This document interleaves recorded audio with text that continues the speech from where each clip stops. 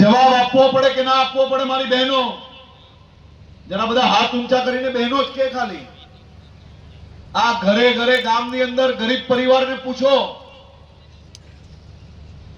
કે જાહેરમાં જાજરૂ જવું પડતું હતું, આ તમારા દીકરા મોદી સાહેબે ઘરે ઘરે બાથરૂમ ટોયલેટ બનાવીને આપ્યા અને એનું નામ આપ્યું ઇજ્જત ઘર. કેમ આટલા વર્ષ સુધી આ જરૂરિયાત નહીં લાગેલી?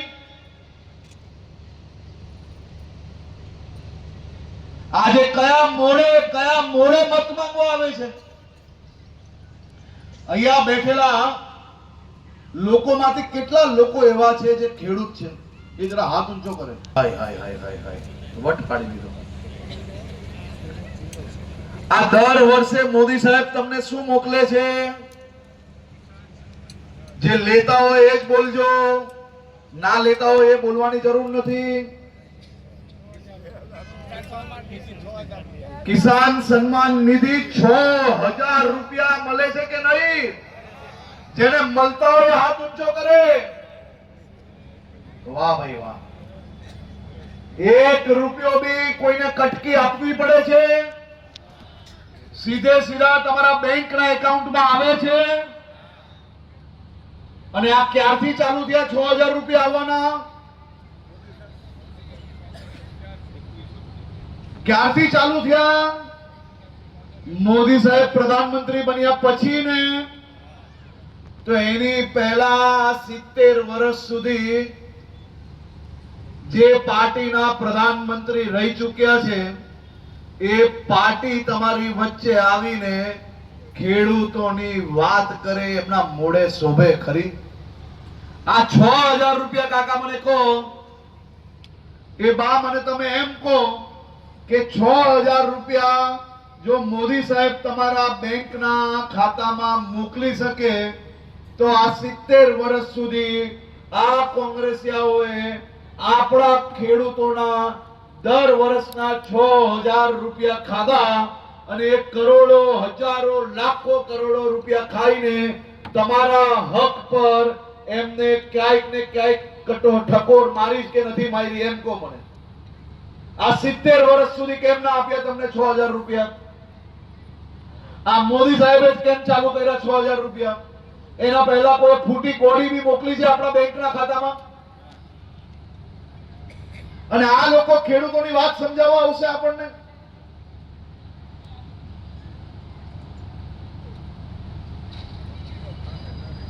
ગામમાં ઘૂસે ને તો એક સવાલ પૂછશો મારા માટે? જે પૂછશો એ હાથ ઊંચો કરો કે હા પૂછશો. મેં હાથ જરા બરાબર આમ ખંખોરીને ઉભો કરો, આમ બરાબર મજબૂતાઈથી. એક સવાલ તમે જરૂરથી પૂછજો કે આ મોદી પ્રધાનમંત્રી બનીને દર વર્ષે 6000 રૂપિયા અમારા બેંકના ખાતામાં ખેડૂતોને સન્માન માટે મોકલે તો તમે લોકો આટલા વર્ષ સુધી શાસનમાં હતા, અમારા આટલા વર્ષ સુધીના જે રૂપિયા બાકી નીકળે છે એ ક્યારે ચૂકવશો? એ જવાબ આપો, પછી મત માંગવા આવજો. પૂછવું જોઈએ કે ના પૂછવું જોઈએ? મને એમાંથી કઈ નથી જોઈતું. હું તો તમારા હકના રૂપિયા પાછા અપાવવા આવ્યો છું. આ વોટના 100 રૂપિયાની લાલચ આપશે આ લોકો આવીને. આ વર્ષોથી આદત છે. વર્ષના 6000 રૂપિયા 70 વર્ષ પ્રમાણે ગણો એટલા રૂપિયા ભેગા કર્યા છે અને 5 વર્ષે એક ચૂંટણીમાં આવીને તમને 100 રૂપિયાની વાત કરશે. આપણે માનવાનું? તમારે એમ કહેવાનું 70 વર્ષ પ્રમાણે મારા ને મારા પરિવારના દર વર્ષના 6000 રૂપિયા જે ખાધા છે એ પાછા આપો એટલે પાક્કું મત તમને વિચારશો. આવું કરાય કે ના કરાય? આમાં ફાયદો કોનો થાય? કોનો થાય? અને જો તમને તો એવું લાગતું હોય ને કે આ 6000 તો પછી વસૂલ કરશો, તો એ કઈ આપે ને તો લઈ લેજો, કારણ કે તમારા જ હકના રૂપિયા લોકો ખાઈને બેઠા છે પણ મત નહીં આપતા. આ 6000 રૂપિયાના વ્યાજ બી તમને પાછું નથી આપતા. એટલે લઈને મૂકી લેજો એમ નહીં વિચારતા કે લીધા છે તો હવે આપવા પડશે, કારણ કે એના નથી. આ તમારા હકના જે ખાઈ ગયેલા એ જ રૂપિયા તમારી પાસે વ્યાજ સ્વરૂપે પાછા આવે છે, એટલે લઈ જ લેજો તમે બાતા રહ્યા.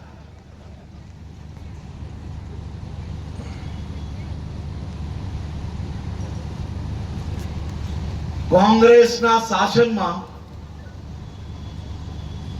આ રાજ્યની દીકરીઓ અંધારા પહેલે એને ઘરે આવી જવું પડતું. અમારી માતાઓ અહીંયા બેઠી છે. તમને જાણીને આનંદ થશે કે ગુજરાતના ખૂણે ખૂણેથી કોઈ ખૂણે ખાજરે કોઈ ગામ બાકી રહી ગયું હશે તો તેને બી હું છોડવાનો નથી, પણ ગુજરાતના ખૂણે ખૂણેથી આવા લુખ્ખા ટપોરીઓને શોધીને 6 મહિના સુધી સીધો ના ચાલી શકે ને તેવી વ્યવસ્થાઓ આપણે કરી લીધી છે. ગુજરાતમાં લુખ્ખા ટપોરીઓ પકડાય તો શું થાય? શું કરવામાં આવે? એનું પહેલા વરઘોડો. પણ એ વરઘોડામાં વરરાજા નથી બની શકતા. એ વરઘોડામાં સમાજ વચ્ચે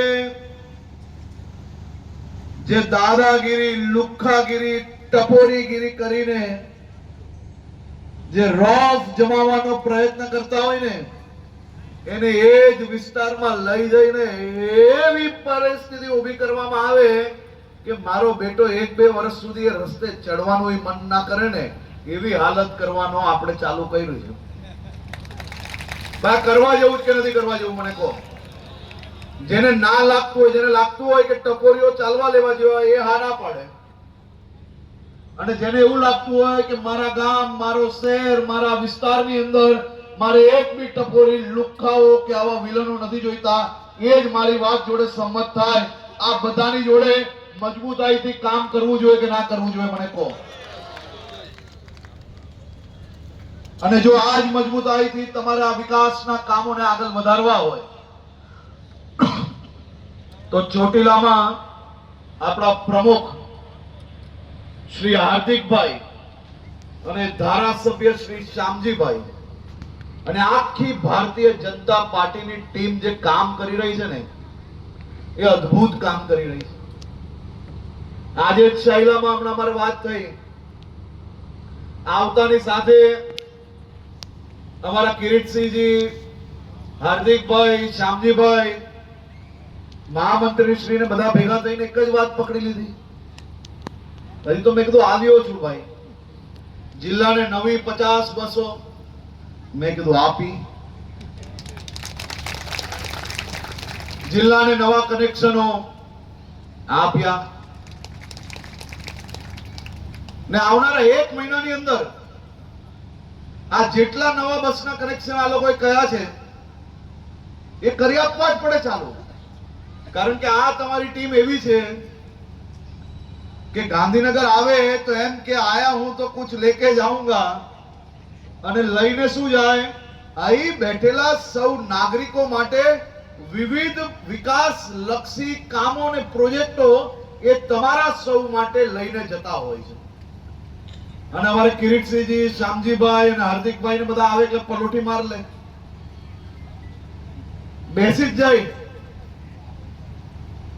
હમણાં છેલ્લે તો શ્યામજીભાઈ અને કિરીટસિંહજી અને હાર્દિકભાઈએ આ ચોટીલા અને શાયલાના ગામોમાં પાણીના નવી લાઈનો માટે 500 કરોડ રૂપિયાનો પ્રોજેક્ટ પાસ કરાવ્યો. 24 ગામોમાં જે થોડી તકલીફ રહી ગયેલી એમાંથી 20 થી વધારે ગામોમાં આ જ લાઈનથી તકલીફો દૂર થઈ જશે, અને બીજા 4 જે ગામો બાકી છે તેના માટે બી નવી વ્યવસ્થાઓનું પ્લાનિંગ હમણાંથી ચાલુ કરી લીધું છે. આ અભિનંદન આપવા પડે આ ટીમને. તમને બધાને એમ લાગતું હશે કે અહીંયાથી ગાડી ભરીને બધા ગાંધીનગર પહોંચ્યા, તો ગાંધીનગર પહોંચીને કરે શું છે એ જાણવું જોઈએ. ગાંધીનગર પહોંચે એટલે અમારા બધા લોકોને પકડીને એક પછી એક કામ લેનારા ટીમ છે, એને અભિનંદન જ આપવા પડે. અને એવા આપણા સુરેન્દ્રનગર જિલ્લાના આગેવાનો જ્યારે મક્કમતાથી એમ નક્કી કરતા હોય કે આ વર્ષે સુરેન્દ્રનગર જિલ્લાના સૌ નાગરિકો સાથે મળીને એક નવો ઇતિહાસ લખવાના છે, મને 100% ખાતરી છે. જે સંખ્યા હું અહીંયા જોઈ રહ્યો છું, જે તમારો ઉત્સાહ જોઈ રહ્યો છું, જે વડીલોના આશીર્વાદ આજે મળી રહ્યા છે, મને 100% ખાતરી છે કે નાનું મોટું જે ગામની અંદર ગઈ ચૂંટણીમાં થોડું ઘણું બાકી રહી ગયેલું, એ તમે સૌ ભેગા થઈને હિસાબ આ વખતે પૂરો કરી લેશો. ગુજરાતભરની અંદર કોંગ્રેસ કાર્યાલયો ખાલી પડી છે. કાર્યાલયની બહાર ઉપર પંજો ઊંધો લટકેલો છે.